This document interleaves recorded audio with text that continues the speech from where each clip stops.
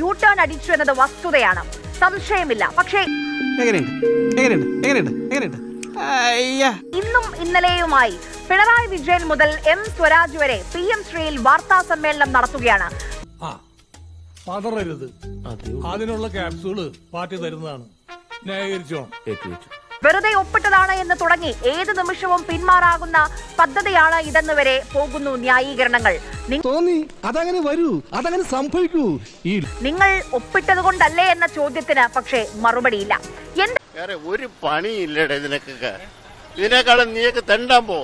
എന്താണ് എം സ്വരാജ് പറയുന്നത്? നടപ്പാക്കാൻ വേണ്ടി ഒപ്പിട്ട പദ്ധതിയല്ല അത്രേ. മണ്ടൻ കളിക്കുകയാണോ അത് ഒറിജിനൽ മണ്ടനാണോ? അതിന്റെ മറുപടിയാണ് ഞാൻ ആദ്യം തന്നെ പറഞ്ഞിട്ടുണ്ട്. നിങ്ങൾക്കത് വ്യക്തമാകാത്തതാണ്. ഈ പദ്ധതി നടപ്പാക്കാൻ ഉദ്ദേശിച്ചുകൊണ്ട് ഒപ്പിട്ട പദ്ധതിയല്ല എന്നാണ് മറുപടി. സഖാവേ, ഊളത്തരം പറയരുത്. ന്യായം പറയുന്നതൊക്കെ വ്യക്തികൾക്ക് അനുസരിച്ചല്ല. നിങ്ങൾക്ക് ന്യായമായി തോന്നില്ല? വീണെടുത്ത് കിടന്ന് ഉരുളല്ലടാ മോനെ.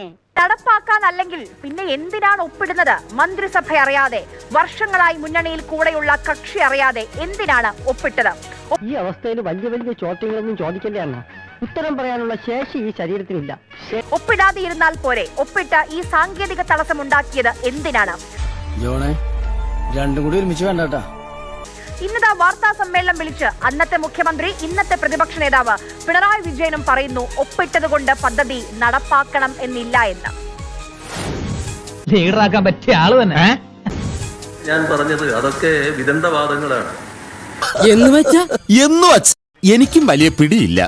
നമ്മുടെ ഒരു സംസ്ഥാനത്ത് നടപ്പാക്കേണ്ടതില്ല എന്ന് തീരുമാനിച്ചാൽ ഏത് ഘട്ടത്തിലും ആ സർക്കാർ നടപ്പാക്കാതിരിക്കാം.